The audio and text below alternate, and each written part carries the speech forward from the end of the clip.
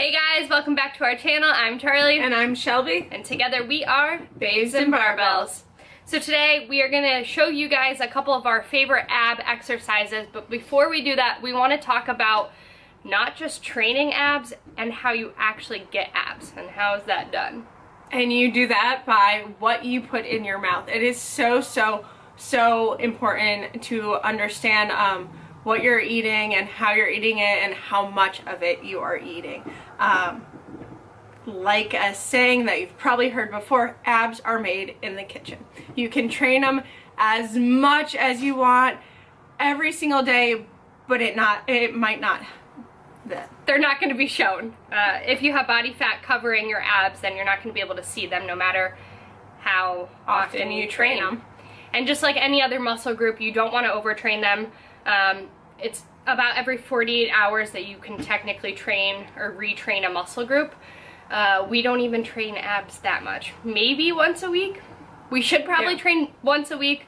But with core lifts, or with the three main lifts for powerlifting, you're training your core in those lifts anyways, or any kind of compound lift, you have to keep your core tight in order to do those. So we're essentially training core every day by doing those movements.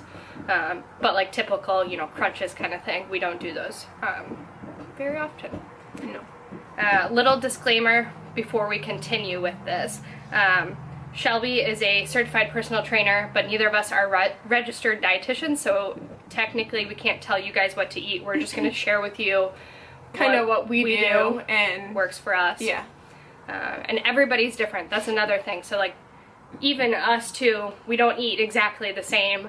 Our macros are not exactly the same. It's just tailored to you and what your goals are really, and how your body responds to different things. So speaking of macros, we both use MyFitnessPal. If you're not already using it, highly recommend it. It is free app. You can upgrade to premium. I don't know. No, how much it costs. I think $10 a month. Okay, so if you're like real serious about it, or you want to see, I don't even know what it does.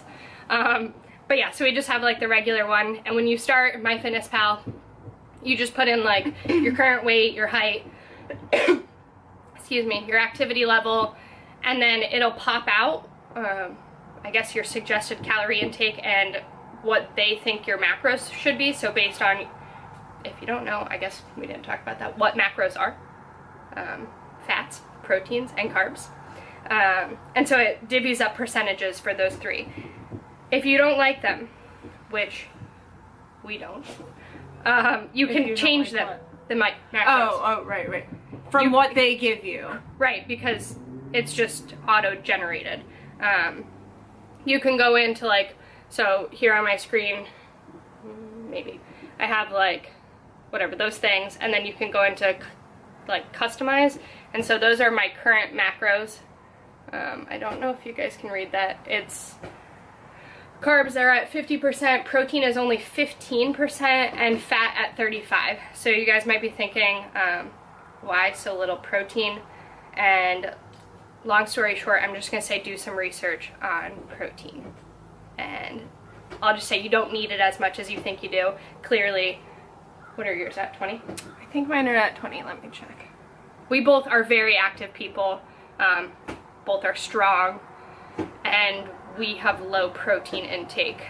Yeah, mine's at 20%. So 50 carbs, 30 protein, or 30 fat, and then 20 protein. 20 protein. So yeah, so we thrive off of high carb, high fat diets. And if you've ever tried this before, or if you haven't, it's the best way to diet.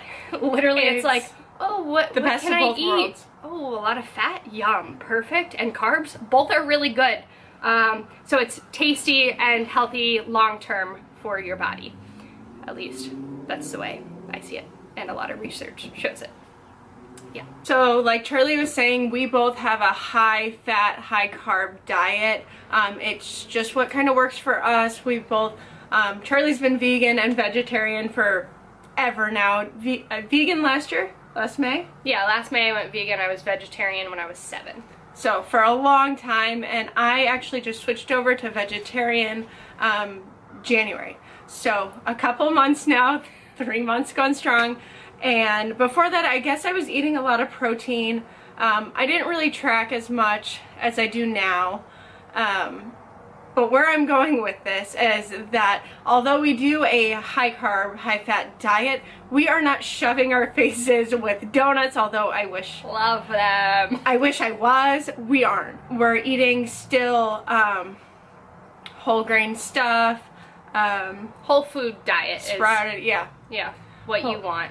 Yeah, and then when we want that donut, we know where we're at, and so we'll eat it. Work it in. But we're not, you know, what you see people doing for, like, if it fits your macros and you're like, oh my gosh, they're eating chocolate, they're eating donuts, cake, pizza. That's not the case usually with a lot of people, and they're still eating very, very healthy diets, and then in moderation. They are having that chocolate bar, having whatever it is you see them eating. Yeah. Because your body does know the difference between what you're putting in. If you're eating a sandwich or cheeseburger from McDonald's versus a salad with a lot of fat, so fresh avocado, hemp seeds, whatever it is, your body's going to digest that a lot different than if you're eating a burger from McDonald's. Regardless of if the macros are the same. Another point about macros is it's really important to get your micronutrients in, or your macronutrients will not absorb into your body. So say you're only having, I'm trying to think of like a really lacking white bread. Okay, no nutrients in white bread, and that's where you're getting your carbs from. If you're not eating a salad on the side or some kind of food that has vitamins and minerals in it, you're not going to do anything with that white bread, and then you will get fat. So make sure you're getting a lot of fruits and vegetables, whole grains in your diets.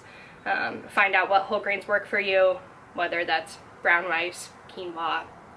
Maybe you make your own bread. She made me some bread when I was processed free. It was all right. It wasn't the best bread I've made, so we'll go with that. Yeah. But yeah, so everything in moderation. Lots of fruits and vegetables. You can look at it as a plant-based diet. So that's more like, I guess, what she does, only she doesn't like fish. Me either. So that would be, you can eat fish on plant-based diets and still avoid, I guess, meat and dairy. Yeah. And we're not telling you what to eat and not to eat. If you like meat, eat it. But this is just what works for us. In moderation. Yes. Yes. Okay, one last tip. For girls out there trying to build bigger legs or a bigger butt, whatever it may be, I am telling you from my own experiences, you have to be willing to eat a lot.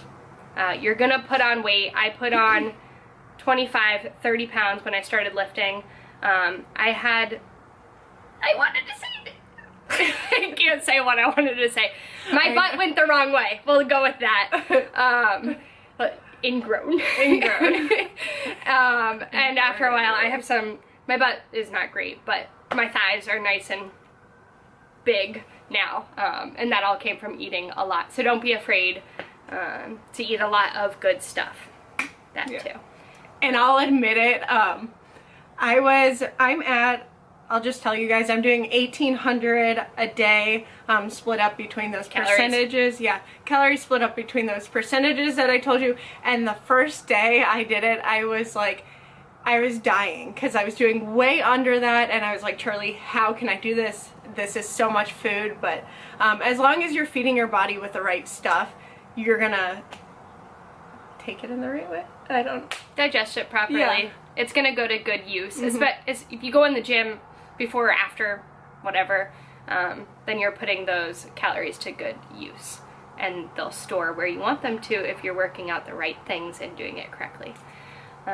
You are gonna gain some fat percent with doing that though. There's like no way to just only put on cat shoulders and that's it. Yeah. That's not how that works. If you want mass, you're gonna gain mass. Yeah. I just had another thought. Crickets. Oh man, I don't know. I really did. Eat a lot. Oh, good tips for adding calories that don't taste like much but are still really good for you. Those are hemp seeds, flax seeds, and chia seeds. I add almost all 3 to my oats almost every morning. Hemp seeds you can put in your salads. I'm sure you could do the other 2 too, I just don't. So in your oats you can add things like maca powder. I don't know if it's maca. Maca. Okay. Maca. It doesn't really taste like nut much. It has like a nutty flavor. I've never really tasted it, and a teaspoon is 20 calories. So that's like not a lot of stuff. 20 calories also isn't a lot, but if you do all of those things, a tablespoon of each, it adds up.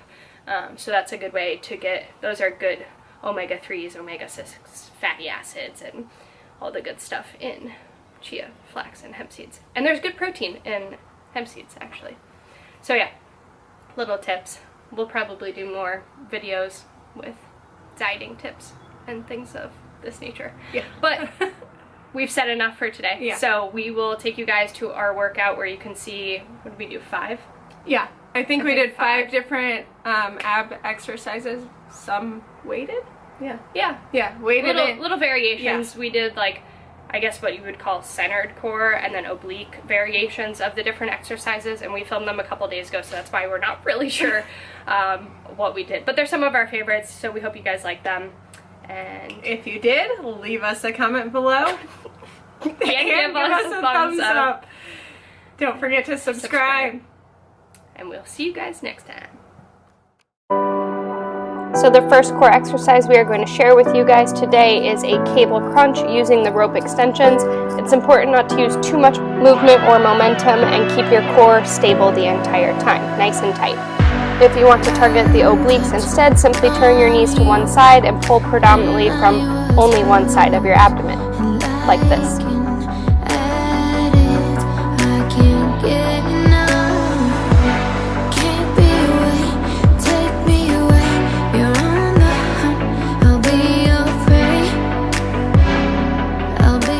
Up next for core is a weighted plank. You don't have to use any added weight. You can use 10 pounds, 25 pounds, whatever you feel comfortable with. You're going to hold it for 20 to 30 seconds and then take the weight off and do oblique plank dips. You're just going to tilt your hip from side to side to target those obliques.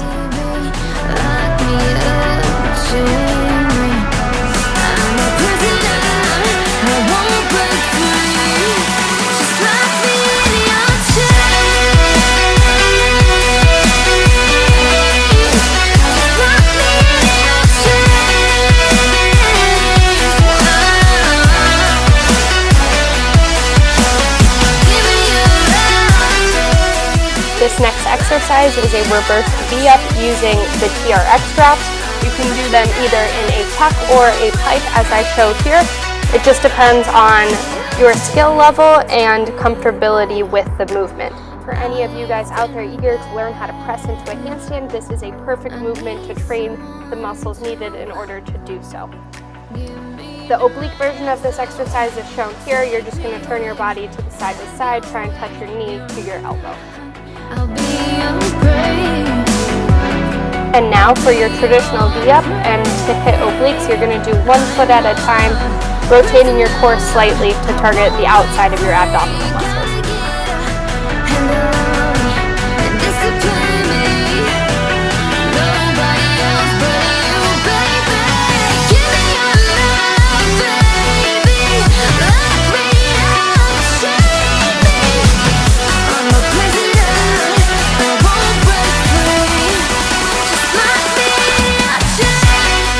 Our last but surely not least favorite core exercise is hanging leg raises. I'm doing them in 2 different positions. Tucked is slightly easier, but you swing a little bit more, and a straight leg pike up. And then for obliques, you can do the same thing, either tucked or straight leg. When they're straight leg, they're called windmills, and I'm warning you, they're pretty difficult, but I challenge you guys to try them. So that is it for today's video. Hope you guys enjoyed that. Be sure to try out some of these ab exercises. And don't forget to give us a thumbs up and subscribe to our channel. Thanks for watching. This is Babes and Barbells signing off. Good night.